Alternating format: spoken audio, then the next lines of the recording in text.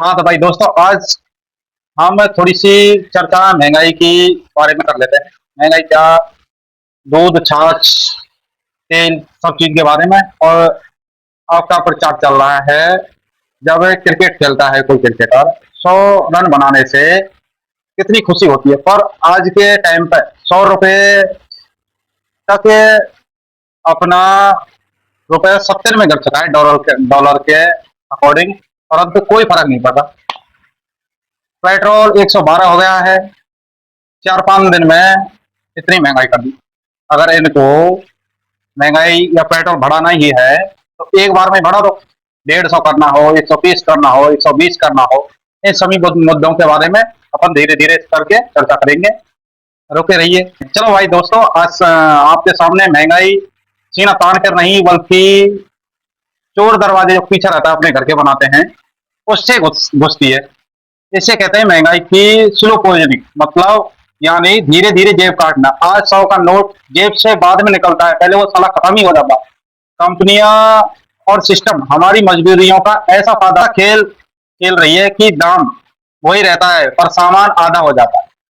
आपको याद हो तो आज से 10 से 15 साल पहले 1 रुपए की पार्ले-जी में 4 से 5 बिस्कुट आते थे, और आज के टाइम पे 5 रुपए की पार्ले-जी में 7 से 8 बिस्कुट आते हैं, और उस पर लिख दिया जाता है 20% एक्स्ट्रा, 10% एक्स्ट्रा।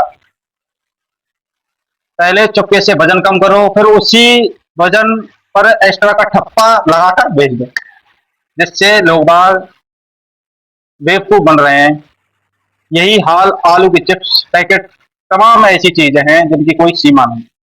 सरस का दही और छाछ आपने देखी हो, खरीदी होगी, आपके गर्मी का टाइम चल रहा है अभी। तो पहले 16 रुपए की आती थी, अब वो 17 की हो गई। दही 16 की आती थी, वो 18 की कर दी है। इतनी, बताओ क्या करें। यही शातिर खेल पेट्रोल डीजल के साथ खेला जा रहा है। अगर सरकार सीधे ही पेट्रोल 20 रुपए महंगा कर दे तो देश में हाहाकार मच जाएगा, चक्का जाम हो जाएगा। लेकिन ये जनता की साइकोलॉजी अच्छे से समझते हैं। इन्हें पता है कि आज का आम आदमी 9 से 6 बजे की नौकरी में था, थका हुआ आता है कि क्रांति और आंदोलन का जमाना अब नहीं रहा भाई।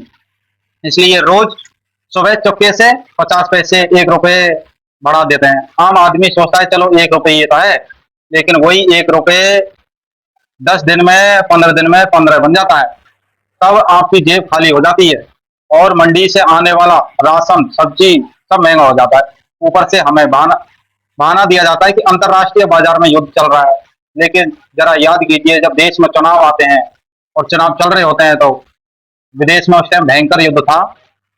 और जब पेट्रोल और डीजल के दाम भी बढ़े, क्यों? क्या चुनाव आते ही खाड़ी देशों में तेल मुफ्त या फ्री में मिलता है?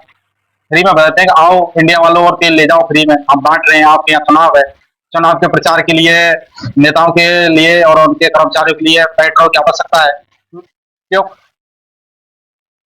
आज युद्ध थम चुका है, सब शांत है, फिर भी हमारे देश में दाम बढ़ रहे हैं। इसका मतलब साफ है कि महंगाई का कनेक्शन अंतर्राष्ट्रीय युद्ध से नहीं है भाई, बल्कि चुनावी मुद्दों से है। चुनाव को फायदा पहुंचाने के लिए कभी कभी तो मन में ऐसा आता है कि हुजूर ये रोज की किस्तों का तमाशा खत्म ही क्यों नहीं कर देते। अगर पेट्रोल 140 करना है, 130 करना है, 150 करना है, 160 करना है, तो रात रात बढ़ा दो उसको। कम से कम इस देश की सोई हुई जनता की आंखें तो खुल जाएंगी, कोई विद्रोह हो गई, कोई क्रांति जन्म लेगी। इस तरह बूंद बूंद करके जहर देने से तो बेहतर है कि सरकारें और कंपनियां धीरे धीरे राशन की तरह घर घर जहर की डिलीवरी करवा दें, ताकि आम आदमी रोज रोज तिल तिल मरने के बजाय एक ही दिन खत्म, सब सिस्टम। लेकिन दोस्तों, हमें हार नहीं माननी। आज के दौर में क्रांति सड़कों पर पत्थर चलाकर नहीं, बल्कि अपनी आंखें खुली रखकर और सही सवाल उठाकर होंगी। अगली बार बाजार जाए तो सिर्फ दाम नहीं, उसका वजन देखिएगा कि कितना वजन है, कितना नहीं है। क्या आपको लगता है वास्तव में हम इससे स्लो पॉइजनिंग का आदी हो चुके हैं? कमेंट में अपनी राय जरूर दीजिएगा। अगर वीडियो आपको पसंद लगी आई हो तो चैनल को सब्सक्राइब, लाइक करें और अपने दोस्तों को भेजें। जय हिंद, जय भारत। आगे आपकी सोच जैसा करना है वैसा ठीक।